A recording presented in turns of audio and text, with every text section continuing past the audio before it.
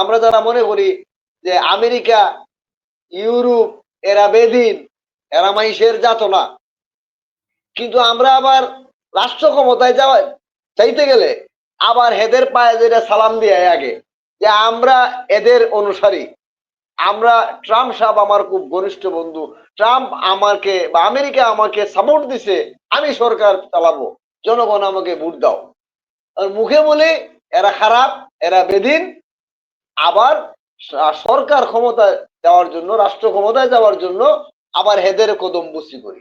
আমাদের যে চরিত্রটা, এটা কোথায় থেকে মেক হয়েছে, আল্লাহ কার চরিত্র যে আমাদের মধ্যে বানিয়ে দিচ্ছেন, এটা আল্লাহ ছাড়া কেউ বুঝতে পারে।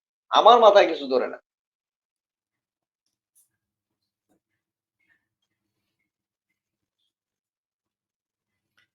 জনগণের নিরাপত্তা নিশ্চিত করার লক্ষ্যে কার কি ভূমিকা থাকা উচিত বলে